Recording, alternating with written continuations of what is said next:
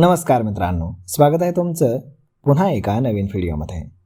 मित्रांनो, अमेरिकेचे राष्ट्राध्यक्ष डोनाल्ड ट्रम्प यांनी ऑगस्ट महिन्यापासून भारतावरती तब्बल 50% टॅरिफ लावलेत.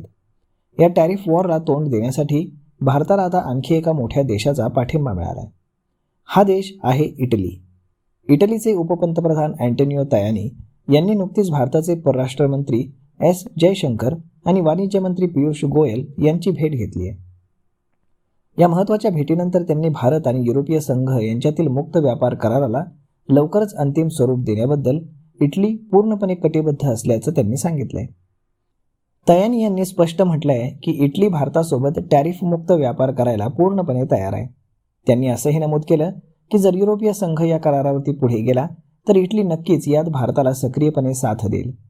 हा भारतासाठी एक सकारात्मक संकेत आहे.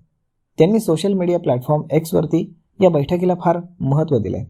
त्यांनी सांगितलं की ते स्वतः येत्या काही महिन्यात भारताला भेट देणार आहेत. त्यांनी आपल्या पोस्टमध्ये लिहिलंय की न्यूयॉर्कमध्ये मी भारताचे परराष्ट्र मंत्री एस जयशंकर आणि वाणिज्य मंत्री पियुष गोयल यांच्यासोबत महत्त्वाच्या बैठका घेतल्या.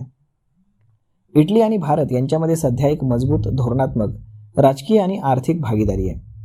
तायानी यांनी पुढे सांगितलं की आम्ही येत्या काही महिन्यात माझ्या भारत भेटीनं ही भागीदारी आणखीन मजबूत करू इच्छितो. मी मुक्त व्यापार कराराला लवकरच अंतिम स्वरूप देण्यासाठी इटलीच्या पाठिंब्याला दुजोरा दिलाय. युरोपियन संघ हा भारताचा दुसरा सर्वात मोठा व्यापार भागीदार आहे. 2024मध्ये 120 अब्ज युरोंच्या वस्तूंच्या व्यापारासह भारताच्या एकूण निर्यातीमध्ये युरोपियन युनियनचा वाटा हा 11.5% होता. तर दुसरीकडे भारत हा EUचा 9वा सर्वात मोठा व्यापारी भागीदार आहे. 2024मध्ये युरोपियन संघाच्या एकूण वस्तूंच्या निर्यातीमध्ये भारताचं योगदान हे 2.5% होतं. तर मग मित्रांनो, अशा पद्धतीनं आता इटली देखील भारतासोबत टॅरिफशिवाय व्यापार करायला तयार झाला आहे. तर मग पाहूयात की पुढे अजून काय घडतंय ते.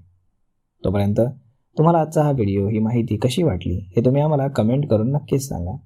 आणि जर आवडली असेल तर आपल्या जवळच्या मित्रमंडळींसोबत देखील हा व्हिडिओ तुम्ही शेअर करायला विसरू नका. धन्यवाद.